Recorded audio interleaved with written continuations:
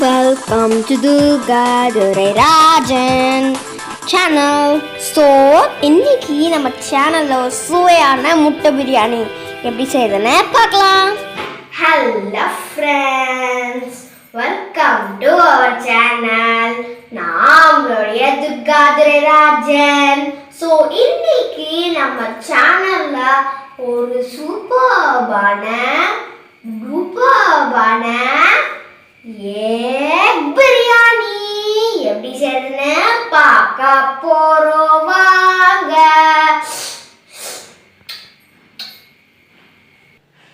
So இப்போ நீங்கள் பார்க்குறீங்க இல்லையா, இது வந்து பிரியாணி மசாலா. ஸோ அந்த ஸ்டைல் இந்த ஸ்டைல் அப்படின்னு பண்ணிகிட்டு இல்லாமல் நம்மளுடைய சேனல் ஸ்டைல், அதாவது என்னுடைய சொந்தமான ஸ்டைல் அப்படின்ற பண்ணலான்னு நான் நினச்சிருக்கேன்.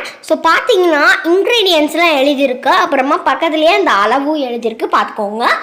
இப்போ நம்ம வந்து ஒரு பேனில் காஞ்ச நீல மிளகாய் 4 சேர்த்துடலாம். அப்புறமா வந்து 2 இன்ச்சஸ் பட்டை, அப்புறமா 4 கிராம்பு, அப்புறமா வந்து நம்ம 4 ஏலக்காய் சேர்த்துடலாம். அப்புறமா ஒரு ஜாதி பத்திரி ஃபுல் எடுத்துக்கலாம்.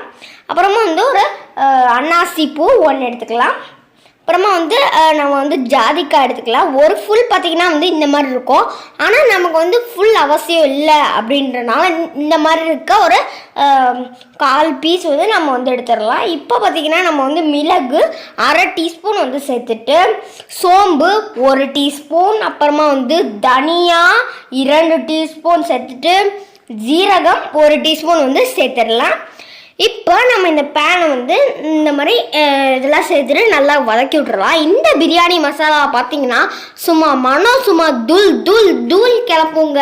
ஸோ கண்டிப்பாக இதே இன்க்ரீடியன்ஸை வச்சு துர்காஸ் பிரியாணி மசாலாவை ட்ரை பண்ணி பாருங்கள்.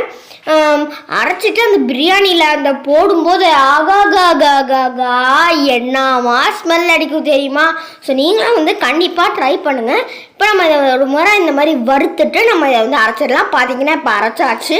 இப்போ நம்ம வந்து ஒரு பேனில் 2 டீஸ்பூன் எண்ணெய் சேர்த்துடலாம். அப்புறமா வந்து நம்ம 2 டீஸ்பூன் நெய்யை வந்து சேர்த்துடலாம். பாருங்களேன், நெய் வரவே மாட்டேங்குது பாருங்கள், ரொம்பவே அடம் பிடிக்குதுங்க.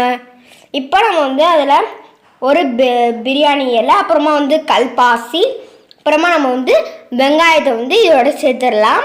இப்போ நம்ம இந்த வெங்காயத்தை நல்லா வதக்கி விட்டுறலாம். இப்போ இந்த மாதிரி நம்ம வந்து நல்லா வந்து வதக்கி விட்ருவோம்.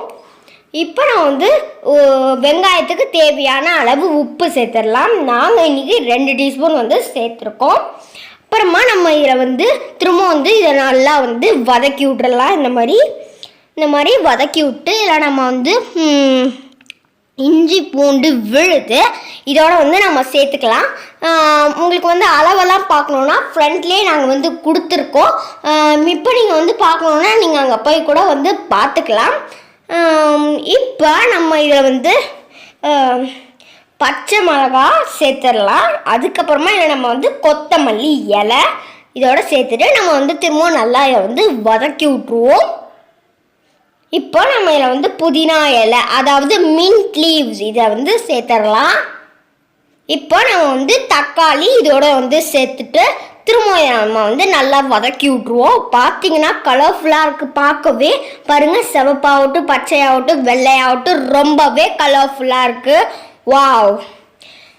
இப்போ நம்ம இதை வதக்கிட்டு நம்ம இப்போ ஃப்ரெஷ்ஷாக ப்ரிப்பேர் செஞ்ச துர்காஸ் பிரியாணி மசாலாவை இதோட சேர்த்துடலாம். ஆஹா, மனம் சும்மா தூள் கிளப்புதுங்க. இப்போ நம்ம இதில் வந்து மஞ்சள் தூள் சேர்த்துடலாம். அப்புறமா நம்ம இதில் வந்து தயிர் சேர்த்துட்டு 1/2 மூடி எலுமிச்சை பழத்தை வந்து இதோட வந்து சேர்த்துருவோம். நம்ம இப்போ வந்து இதை நம்ம வந்து திரும்ப வந்து இதை நல்லா வந்து மிக்ஸ் பண்ணி விட்டுறலாம்.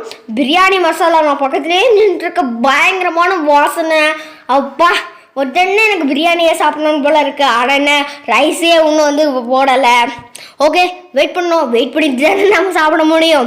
இப்போ வந்து இதை வதக்கி விட்டு நம்ம இதில் வந்து 1/2 மணி நேரம் ஊற வச்ச அரிசியை இதோட நம்ம வந்து சேர்த்துடலாம். அப்போ 1/2 மணி நேரம் ஊற வச்சு ஃபில்டர் செஞ்ச அரிசியை நம்ம இதோட சேர்த்துட்டு நல்லா வந்து கிளறி விட்டுறலாம். இப்போது நம்ம இதில் வந்து 3 கிளாஸ் வாட்டர் சேர்த்துடலாம்.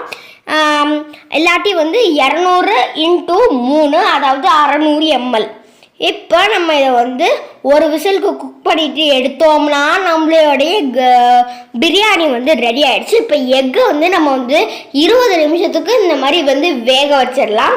அப்புறமா இதில் வந்து சேர்த்துட்டோம்னா நம்மளுடைய சுவையான எக் பிரியாணி ரெடி. நம்மளோட சுவையான எக் பிரியாணி ரெடியாக இருக்கு. ஸோ நீங்கள் வந்து ஒன்று கவனிச்சிருப்பீங்க.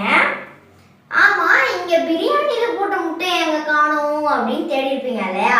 நீங்கள் இங்கெல்லாம் தேடி பார்க்காதீங்க, இங்கே தான் தேடி பார்க்கணும். ஏன்னா எல்லாத்தையும் வந்து சாப்பிட்டு முடிச்சு டைஜஸ்டே ஆகி முடிச்சிருச்சு. ஸோ உங்களுக்கு முட்டை பிரியாணியை தான் டேஸ்ட் பண்ணி காமிக்கிறேன்றது தெரிய வைக்கிறதுக்காக இங்கே ஒரு முட்டை இருக்குது, இங்கே ஒரு பிரியாணி இருக்குது. So egg plus biryani, egg biryani. இப்போ நம்ம வந்து டேஸ்ட் பண்ணி பார்ப்போமா? வாங்க.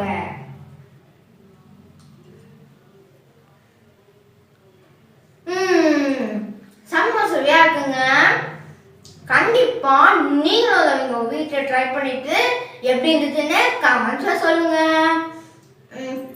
ஸோ உங்களுக்கும் இந்த மாதிரி ட்ரை பண்ணணும்னு ரொம்பவே ஆசையாக இருக்கும். நான் சாப்பிட்டதை பார்த்த உடனே யாராச்சும் பார்த்துருப்பாங்க, ஆஹா பிரியாணி சாப்பிட்றவங்களே நான் பண்ணுவேன், கடையில் போய் கூட வாங்க முடியலையே அப்படின்னு நிறைய பேர் இருப்பாங்க. ஸோ லாக்டவுன்றனால நீங்கள் வீட்டிலே இந்த மாதிரி ட்ரை பண்ணி பாருங்க. அதுக்கப்புறமா இந்த பிரியாணி வகையிலே நாங்கள் வந்து சிக்கன் பிரியாணி போட்டிருக்கோம், அப்புறமா குஸ்கா போட்டிருக்கோம், அதுக்கப்புறமா ப்ரான் பிரியாணி போட்டிருக்கோம். 3தோட லிங்க்கும் வந்து டிஸ்கிரிப்ஷனில் இருக்கு. ஸோ உங்களுக்கு வேணும்னா நீங்கள் பார்த்துக்கோங்க. நான் சாப்பிட போகிறேன்.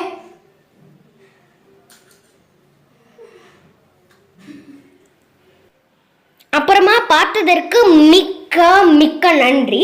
அப்புறமா வந்து what we need is more people who specialise in impossible. அப்புறமா நீங்கள் நம்ம சேனலுக்கு சப்ஸ்கிரைப் பண்ணணும்னு நினச்சிங்கன்னா நம்மளுடைய சேனல் லோகோ இருக்குது, அதை ப்ரெஸ் பண்ணி நீங்கள் வந்து சப்ஸ்கிரைப் பண்ணிக்கலாம். அப்புறமா பக்கத்துலேயே 2 வீடியோஸ் உங்களுக்காக காத்துக்கிட்டு இருக்கு. ரொம்பவே நல்லா இருக்கும், பார்த்து என்ஜாய் பண்ணுங்க.